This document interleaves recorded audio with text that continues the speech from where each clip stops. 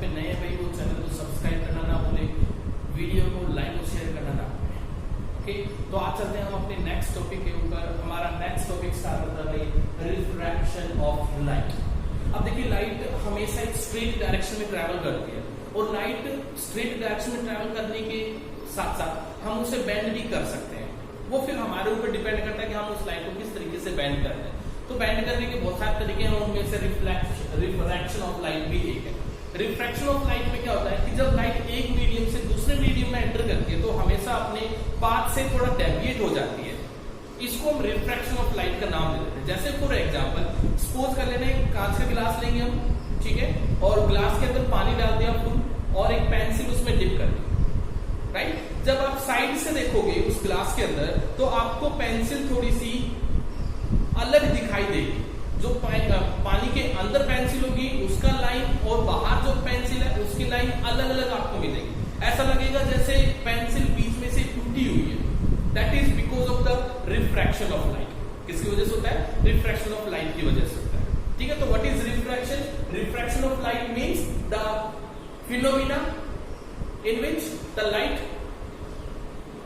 is moving from one medium to the another medium and its path is deviated. It means it is the phenomena of bending of light when the light travels from one medium to the another medium. This is the refraction of light. Like that, मान लीजिए ये हमारे पास एक surface है x y.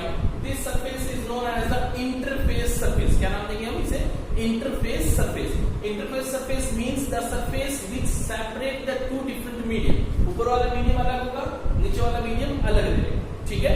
ये surface एक ऐसा surface है जो दो अलग अलग मीडियम्स को सेपरेट करता है, एक्स वाई को, ठीक है। एक लाइट रेज यहां से आई, this light rays is coming from any source, किसी भी सोर्स से आ रही है, फर्स्ट मीडियम से इंटरफेस सरफेस पे टकराई और सेकंड मीडियम में एंटर करेगी। जब ये सेकंड मीडियम में एंटर करेगी तो ये स्ट्रेट ना जाके अपना पाथ डेविएट कर जाती है, ठीक है। हल्का सा अपना पाथ क्या करती है? डेविएट कर जाती है। This phenomena is known as the refraction of light. Refraction of light समझ के क्या होता है? It is the phenomena of bending of light when the light travels from one medium to the another medium. This is the refraction of light. ठीक है? Light.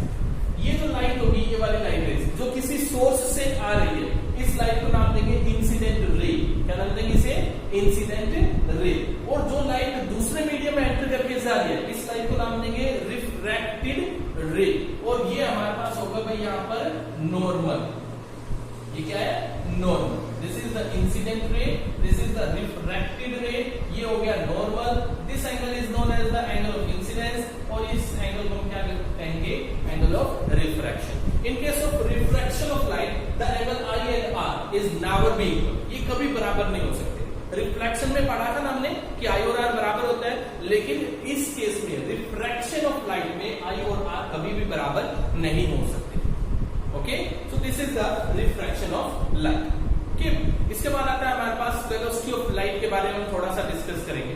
Velocity of light is always equal to 3 into 10 raised to the power 8 meter per second is represented by c, 3 into 10 raised to the power 8 meter per second, and this is speed of light in vacuum और in air, दोनों में एक जैसी होती है। Speed of light in air भी यही है, इन वैक्यूम भी यही होती है। That c is equal to 3 into 10 raised to the power 8 meter per second। Okay, जैसे ही कोई अगर हम बात करते हैं स्पीड ऑफ लाइट की अगर हम बात करते हैं तो अगर लाइट एक मीडियम से दूसरे मीडियम में जब एंटर करती है तो हमेशा इसकी जो स्पीड है वो चेंज हो जाती है भाई। क्या चेंज होती है? स्पीड इसकी चेंज हो जाती है। ना तो इसकी फ्रीक्वेंसी में कोई चेंजमेंट आता है, ठीक है, इसकी स्पीड जरूर चेंज होती है, साथ में इसका वेवलेंथ भी चेंज हो जाता है, right. The wavelength of light is also change when it is travel from one medium to the another medium, right. कौन सी चीज है जो कांस्टेंट होती है? वो होती है फ्रीक्वेंसी में। Frequency remains constant when the light travel from one medium to the another medium. Light की फ्रीक्वेंसी एक जैसी होगी, बाकी उसकी स्पीड भी चेंज हो रही है और उसकी वेवलेंथ भी चेंज हो रही है, ठीक है।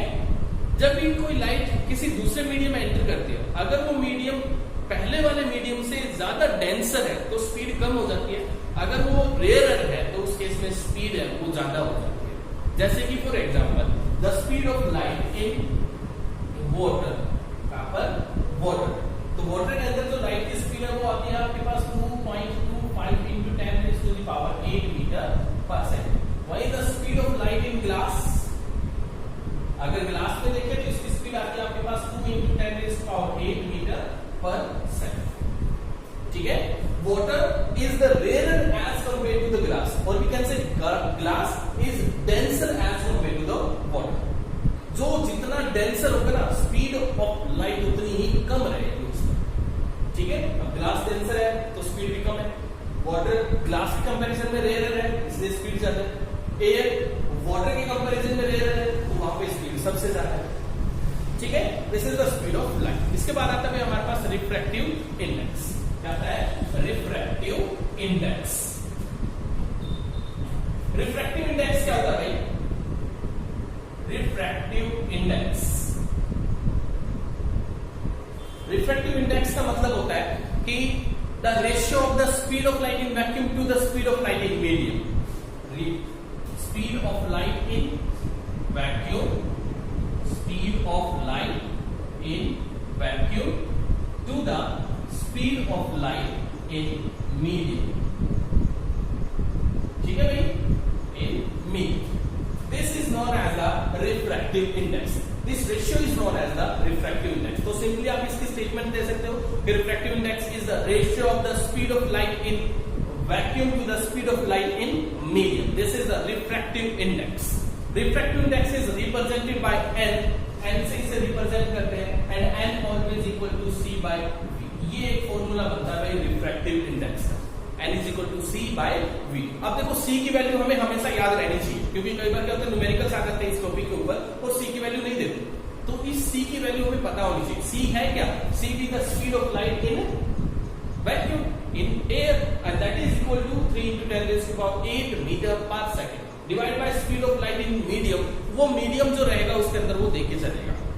ठीक है, जैसे किसी ने कह दिया find out the refractive index of glass, where the speed of light in glass is speed of light in glass is 2 × 10⁸ meter per second. Find the refractive index of the glass. Glass का refractive index निकालो कितना होगा, तो हम कहेंगे refractive index n is equal to c, c की जगह आ जाएगा ये n divide by v, velocity of the light in glass. Glass में आ जाएगा 2 × 10⁸, ये कैंसिल हो जाएगा, v get 3/2, this mean 1.5 metre, 1.5। ठीक है, as the refractive index is 1.5. now ऐसा unit, the refractive index have no unit, कोई यूनिट नहीं होती है इसकी, it is a unitless dimension slash quantity, इसमें कोई भी यूनिट नहीं होती है, it is a unitless in dimension slash quantity। ठीक है, refractive index क्यों? because it is the ratio of the same quantity, ये भी स्पीड है ये भी स्पीड है। ठीक है, it is the ratio of the same quantity, इसलिए इसकी कोई भी यूनिट हमारे पास नहीं होगी, इसलिए इसकी कोई भी यूनिट हमारे पास नहीं होगी। इसके बाद आता है भाई रिलेटिव रिफ्रैक्टिव इंडेक्स। क्या है? Relative refractive index. Relative refractive index में क्या कहते हैं भाई? Relative refractive index, relative refractive index में हम एक मीडियम का रिफ्रैक्टिव इंडेक्स दूसरे मीडियम के विद रिस्पेक्ट देखते हैं, उसको हम नाम देते हैं रिलेटिव रिफ्रैक्टिव इंडेक्स। ठीक है, it means the refractive index of one medium with respect to another is known as the relative refractive index. ठीक है, जैसे कि फॉर एग्जांपल कोई आपसे कह देता है कि पहले रिलेटिव रिफ्रैक्टिव इंडेक्स देख लेते हैं, refractive index of first medium of one medium with respect to another, this is known as the relative refractive index. Statement होगी कि refractive index of one medium with respect to another is known as the relative refractive index. Relative refractive index is represented by like this, refractive index of first with respect to second, this is the relative refractive index. या फिर ऐसा लिख देते हैं relative refractive index of first with respect to second, this is also the relative refractive index. ठीक है, ऐसे भी लिख देते हैं, ऐसे भी लिख देते हैं। The relative refractive index of first with respect to second is always equal to refractive index of first divided by refractive index of second. The ratio of the refractive index first with respect to second is known as the relative refractive index of first with respect to second. तो ये आपके पास एक formula बन जाएगा जहां पर आपको relative refractive index find out करना पड़ेगा। और रिलेटिव रिफ्रैक्टिव इंडेक्स फर्स्ट का निकालना विद रिस्पेक्ट टू सेकंड, तो फर्स्ट ऊपर आ जाएगा, विद बाद की टर्म जो है वो डिवाइड में चली जाएगी। ठीक है, तो refractive index of first with respect to second का मतलब हो गया refractive index of first divide by second. अगर कोई आपसे कहे refractive index of second with respect to first निकालिए, तो उसमें क्या कहोगे, this will be n2 divide by n, refractive index of second with respect to first. ठीक है, अब इसमें बेस बहुत सारे न्यूमेरिकल्स हमारे पास बनते हैं। जैसे किसी ने कह दिया कि find out the refractive index of glass with respect to water.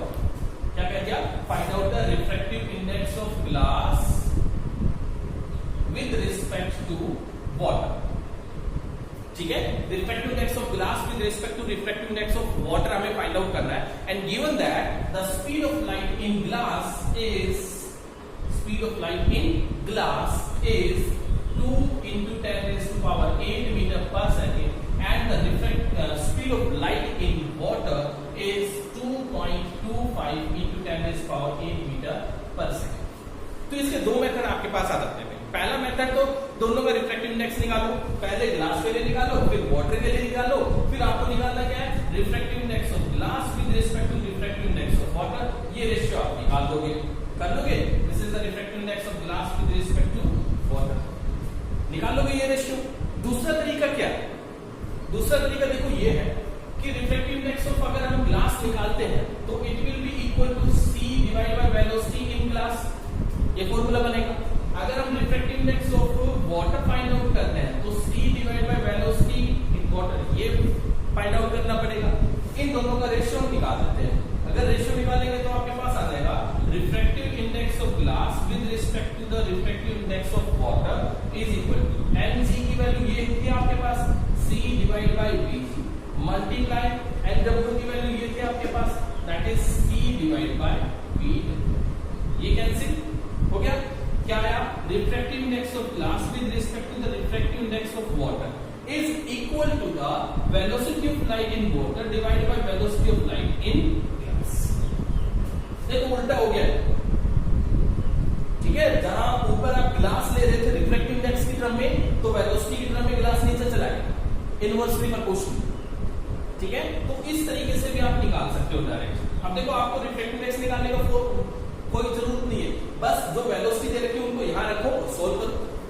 ये आ जाएगा आपके पास 2 into 25 डिवाइड बाय 2, 10 की पावर 8 ऊपर भी था, 10 की पावर 8 नीचे भी था, वो कैंसिल हो गया। ये बचा बस आपके पास, यहां से इसको हटा देते हैं, ये 200 आ जाएगा, सॉलिड 9/8, 25 से कैंसिल हो जाएगा, ये आंसर आ जाएगा आपके पास 9/8। This is the refractive index of glass with respect to the water. ठीक है, रिफ्रैक्टिव इंडेक्स ऑफ मीडियम, अगर किसी मीडियम का रिफ्रैक्टिव इंडेक्स हमें फाइंड आउट करना पड़े तो मिनिमम रिफ्रैक्टिव इंडेक्स आपके पास 1 के बराबर आ सकता है। 1 से कम रिफ्रैक्टिव इंडेक्स किसी भी मीडियम का नहीं होता, ये याद रखें, दिमाग में बैठा लो। कोई ऐसा मीडियम नहीं है जिसका रिफ्रैक्टिव इंडेक्स 1 से लेस होता है। 1 रिफ्रैक्टिव इंडेक्स 1 सिर्फ एक ही मीडियम को होता है और वो है एयर। क्या है, एयर। एयर का रिफ्रैक्टिव इंडेक्स 1 के बराबर होता है। एयर कह दो या वैक्यूम कह दो, दोनों का रिफ्रैक्टिव इंडेक्स 1 के बराबर ही होता है। 1 से लेस रिफ्रैक्टिव इंडेक्स किसी का भी नहीं होता। 1 से ज्यादा रिफ्रैक्टिव इंडेक्स अदर मीडियम्स का आपको मिल जाएगा। ठीक है, तो ये था हमारे पास रिलेटिव रिफ्रैक्टिव इंडेक्स। अब चलते हैं नेक्स्ट टॉपिक के ऊपर। हमारा नेक्स्ट टॉपिक है, नेक्स्ट टॉपिक आपके पास आ जाएगा, that is the why the light rays bend. ठीक है, when it is travelling from one medium to another medium. इसका एक छोटा सा जवाब है, वो मैं अभी दे देता हूं, और किस डायरेक्शन में लाइट रेज मुड़ेगी वो हम अगले आर्टिकल में करेंगे। ठीक है, in which direction light bend when it is travel from rare to denser और डेंसर टू रेयर, वो हम अगले टॉपिक के अंदर करेंगे। तो लाइट बेंड होने का मुख्य कारण क्या है, मेन कोज क्या है कि लाइट बेंड हो रही है जब एक मीडियम से दूसरे मीडियम पे जाती है। तो उसका मेन कारण आता है भाई कि light, the speed of light is always change when it change the medium. The main cause is the speed of light is change. ठीक है, तो मेन कारण है कि स्पीड ऑफ लाइट अगर बदल रही है तो उसकी डायरेक्शन बदल रही है। अगर लाइट की स्पीड नहीं बदलती तो स्पीड ना बदलने के कारण उसमें बेंडिंग भी नहीं हो पाती। तो main cause is the change in the speed of light, right. तो नेक्स्ट टॉपिक की तरफ चलते हैं। हमारा नेक्स्ट टॉपिक आ जाता है in which direction the light bend when it is travelling from rare to denser और denser to rare. So next topic हमारे पास आता है लॉ ऑफ रिफ्रैक्शन। रिफ्रैक्शन के लॉ क्या होते हैं? लॉ ऑफ रिफ्रैक्शन की अगर हम बात करते हैं तो 3 लॉ हमारे पास आते हैं, जिनमें से फर्स्ट लॉ हमारे पास क्या कहता है, लॉ ऑफ रिफ्रैक्शन। ये कहता है कि frequency of the light remains constant, frequency of light remains constant when it is travelling from one medium to another medium. ठीक है, क्या कहा कि लाइट की जो फ्रीक्वेंसी है वो हमेशा कांस्टेंट होती है जब एक मीडियम से दूसरे मीडियम के अंदर लाइट ट्रैवल करती है तो। ठीक है, याद रहेगा। फर्स्ट सेकेंड का क्या कहा कि इंसिडेंट रे, रिफ्रैक्टेड रे and normal all lie in the same plane, all lie in the same plane। जैसा कि लॉ ऑफ रिफ्लेक्शन में भी ये लॉ था, यहां पर भी वही लॉ है। क्या कि इंसिडेंट रे, रिफ्रैक्टेड रे and normal all three lie in the same plane। Okay, अब आता है भाई तीसरा, थर्ड आता है भाई हमारे पास स्नेल्स लॉ। स्नेल्स लॉ क्या कहता है, स्नेल्स लॉ कहता है कि भाई the product of refractive index and sine of the angle of incidence is always constant। क्या कहा, product of refractive index and sine of the angle of incidence, this refractive index and product with sine of the angle of incidence, this is always constant। ये क्या होगा, हमेशा constant रहेगा। ठीक है, the product of refractive index and sine of the angle of incidence is always constant, this is the Snell's law. ये तो है सिंपल एक मीडियम के लिए, एंगल ऑफ इंसिडेंस के लिए। अगर एंगल ऑफ रिफ्रैक्शन की बात की जाए तो वहां पर भी हम ऐसा बोल सकते हैं कि product of refractive index and sine of the angle of refraction is also constant. Let us consider we have two different medium, दो मीडियम है, एक ऊपर एक नीचे। ऊपर वाला मीडियम रिफ्रैक्टिव इंडेक्स n1, ये refractive index n2। Light is travelling from the first medium to the second medium. This is the angle of incidence I, this is the angle of refraction R and light is going in this direction.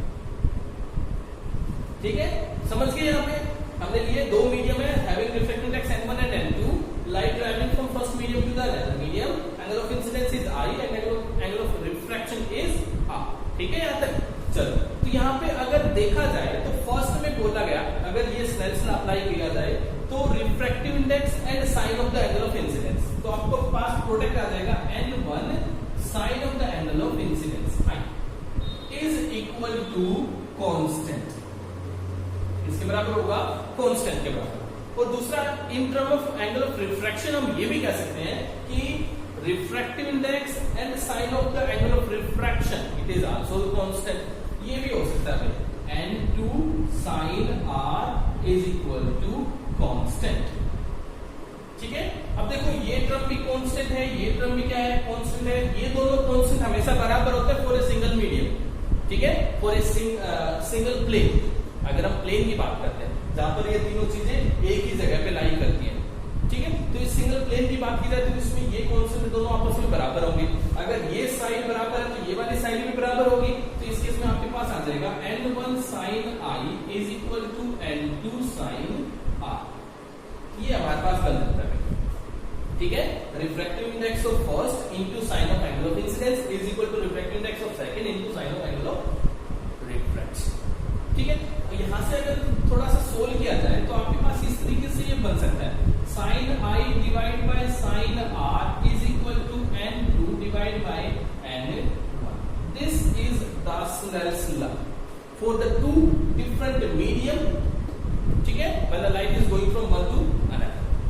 तो ये हमारे पास Snell's law बन सकता है। हम जब भी Snell's law का यूज करेंगे तो इसे यूज करेंगे, sin I divide by sin R is equal to n2 divide by n1।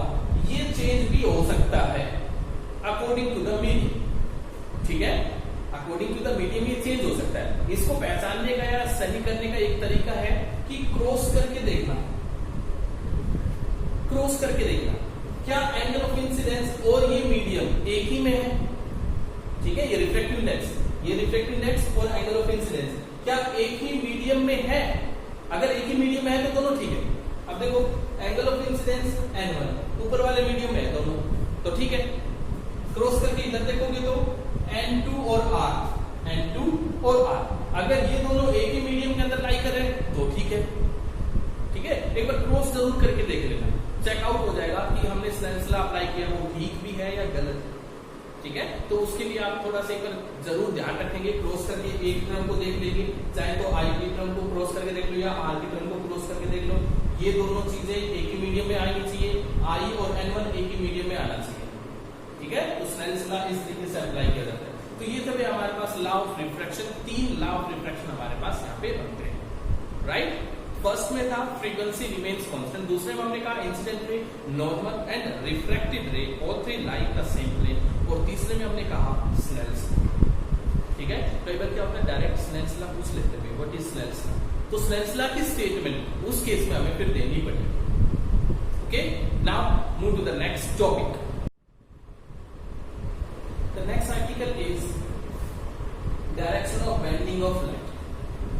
Light की डायरेक्शन की, किस डायरेक्शन में लाइट जो है वो बेंड होती है, ठीक है। तो इस आर्टिकल को स्टार्ट करने से पहले 2 टर्म मैं आपसे डिस्कस करना चाहूंगा, एक है ऑप्टिकली रेयर मीडियम और एक है ऑप्टिकली डेंसर मीडियम, ठीक है। एक होता है रेयर और एक होता है डेंसर। रेयर का मतलब होता है the medium whose refractive index is low, जिसका रिफ्रैक्टिव इंडेक्स कम रहेगा उसको रेयर मीडियम का नाम दिया जाएगा। And denser medium the medium whose refractive index is high, जिसका रिफ्रैक्टिव इंडेक्स ज्यादा होगा वो क्या कहलाएगा, डेंसर। ऑप्टिकली रेयर और ऑप्टिकली डेंसर मीडियम की पहचान हम तभी कर सकते हैं जब हमारे पास 2 मीडियम होंगे और दोनों के रिफ्रैक्टिव इंडेक्स आपको पता होंगे, ठीक है। जैसे कि ग्लास और वाटर की मैं बात करता हूं, ठीक है। ग्लास का रिफ्रैक्टिव इंडेक्स होता है भाई 1.5, रिफ्रैक्टिव इंडेक्स ऑफ वाटर होता है 1.3 और रिफ्रैक्टिव इंडेक्स ऑफ एयर होता है आपके पास 1। अब मेरे पास 2 मीडियम मैंने कंसीडर कर लिए, ग्लास एंड वाटर, ठीक है। 2 चीजें मैंने कंसीडर कर, इन दोनों में अगर आपसे पूछा जाए कि विच वन इज डेंसर, तो हम कहेंगे ग्लास। क्यों? Because it's refractive index is high as compare to the refractive index of water, ठीक है। अब आपसे कोई पूछा जाए कि पूछे कि भाई विच वन इज रेयरर, इनमें रेयरर कौन सा है, तो रेयरर आपके पास कौन सा आएगा 1.3, क्योंकि इसका रिफ्रैक्टिव इंडेक्स लो है, water is the rarer medium, right. अगर वहीं आपको ग्लास और एयर की बात की जाए तो ग्लास आपके पास डेंसर मीडियम बनेगा क्योंकि इसका रिफ्रैक्टिव इंडेक्स 1.5 है, और एयर आपके पास रेयरर मीडियम बन जाएगा क्योंकि इसका रिफ्रैक्टिव इंडेक्स कम है 1, ठीक है। तो इस तरीके से हम रिफ्रैक्टिव इंडेक्स देख के रेयरर और डेंसर मीडियम बता सकते हैं। जो भी डेंसर मीडियम होगा उसका रिफ्रैक्टिव इंडेक्स हमेशा ज्यादा होगा और रेयरर मीडियम जो होगा उसका रिफ्रैक्टिव इंडेक्स हमेशा कम रहेगा, ठीक है। नाउ लेट अस कंसीडर, अब ये कंसीडर करते हैं बेंडिंग, कि लाइट किस तरीके से बेंड होगी जब वो एक मीडियम से दूसरे मीडियम में जाती है। तो इसके 2 केस हमारे पास बनते हैं। पहला केस मैं डिस्कस करता हूं, case first, when the light is going from rarer to denser, ठीक है। Light is going from rarer to denser, तो ये मेरे पास ले लिया सरफेस, एक interface surface which separate the 2 different medium. ऊपर एक मीडियम है, नीचे अलग मीडियम है। मैं कह रहा हूं light going from rarer to denser, तो ऊपर वाला हो जाएगा रेयरर मीडियम और नीचे वाला हो जाएगा डेंसर मीडियम, ठीक है। नीचे वाला डेंसर मीडियम, ऊपर वाला rarer medium. Rarer medium have the refractive index NR और denser medium have the refractive index ND।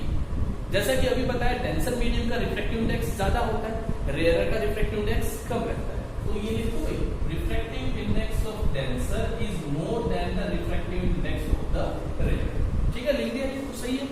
Now light is moving from the rarer to denser medium. हमने कहते हैं लाइट जो है वो रेयरर से डेंसर मीडियम की तरफ जा रही है। ये नॉर्मल हो गया, यहाँ पे नॉर्मल ड्रॉ कर दिया भाई हमने, ठीक है। This is the angle of incidence I, this is the angle of refraction R, ठीक है। यहाँ तक any doubt? No doubt, very good. तो यहाँ पर हमारे पास हमने ये चीजें को कंसिडर करके light is going from rarer to denser medium, ये डेंसर मीडियम था मेरे पास और ये रेयरर मीडियम, ठीक है। यहाँ तक। Now use the Snell's law here, यहाँ पर स्नेल्स लॉ को अप्लाई कर, स्नेल्स लॉ अप्लाई करेंगे, स्नेल्स लॉ। तो स्नेल्स लॉ के अकॉर्डिंग हम ये कहते हैं कि sine I divide by sine R is equal to, किसके बराबर होगा, sine I divide by sine R is equal to. अब देखो क्रॉस करके देखो, R जिस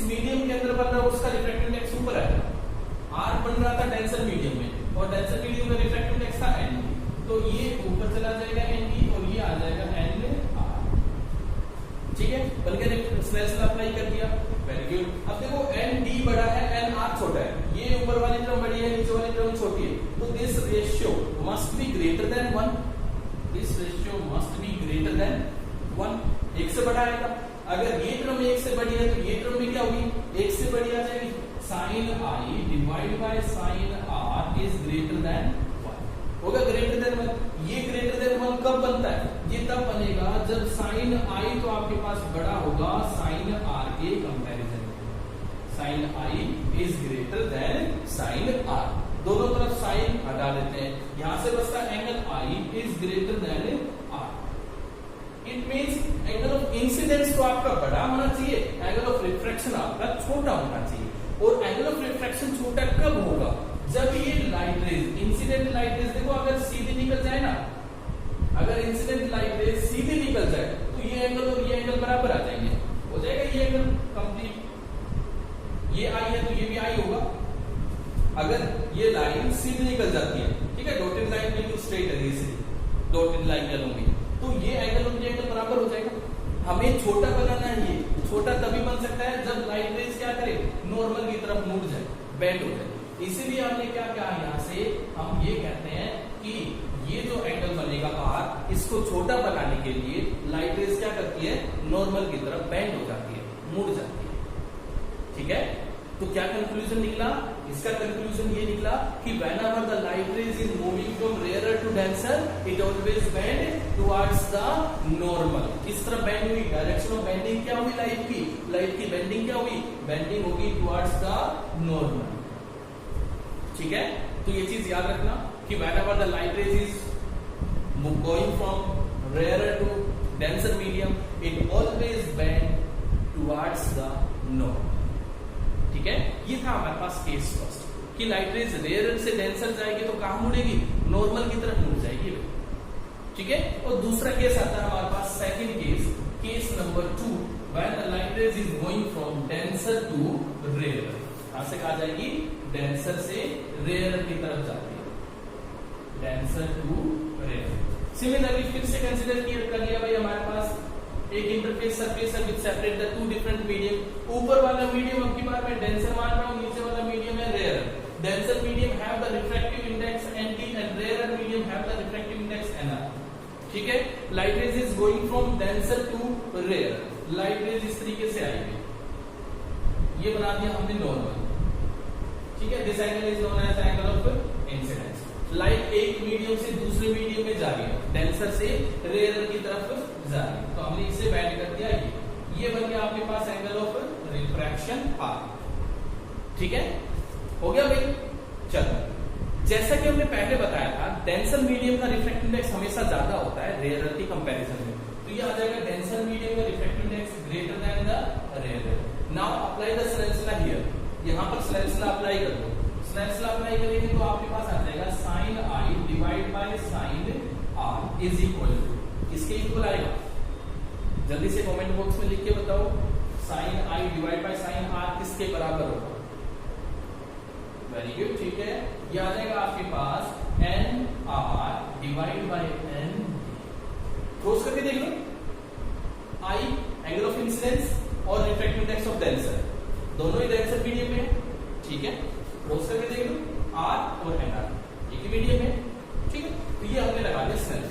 अब देखो हमने कहा था कि ये नीचे वाली टर्म डिनोमिनेटर बड़ा है, ऊपर वाली टर्म छोटी है, तो this ratio must be less than 1 से छोटा है। अगर ये रेशियो लेस देन 1 है तो sine I divide by sine R भी लेस देन 1 होगा, ये भी रेशियो क्या आ जाएगा, sine I divide by sine R is less than 1। ये रेशियो लेस देन 1 कब हो सकता है, जब डिनोमिनेटर बड़ा हो, यानी कि ये टर्म कहते हैं फिर sine I is less than sine R, sine हटा देते दोनों तरफ, I is less than R. It means whenever the light is going from denser to rarer, then angle of refraction is always greater than the angle of incidence। और ये बड़ा कब बन सकता है, ये बड़ा तभी बन सकता है जब लाइट रेज नॉर्मल से दूर चली जाएगी, दूर जाएगी तो आर की वैल्यू अपने आप बड़ी हो जाएगी, ठीक है। तो यहां से हमारे पास कंक्लूजन क्या निकला, direction of bending of light क्या आई हमारे पास कि whenever the light rays is going from denser to rarer, it always move या always bend away from the normal, ठीक है। तो दोनों कंक्लूजन याद रखोगे। फर्स्ट केस हमारे पास आया था light rays going from rare to denser, it bend towards the normal. और सेकंड केस हमारे पास आया whenever the light is going from denser to rarer, it move away from the normal. ठीक है, तो ये दो केस हमारे पास बनते हैं भाई बेंडिंग ऑफ लाइट, राइट. आज इस वीडियो में बस इतना ही. इसके बाद नेक्स्ट वीडियो के अंदर हम लेंसेज के बारे में पढ़ेंगे कि स्फेरिकल लेंस किस तरीके से बनाए जाते हैं, किस कैसे कैसे उनमें डेफिनेशंस आएंगी, कुछ टर्म्स भी आती हैं उनसे रिलेटेड, और साथ में ring image formation by the lenses. Okay, तो आज के लिए इतना ही इस वीडियो के अंदर. Have a nice day. जिन्होंने भी चैनल सब्सक्राइब नहीं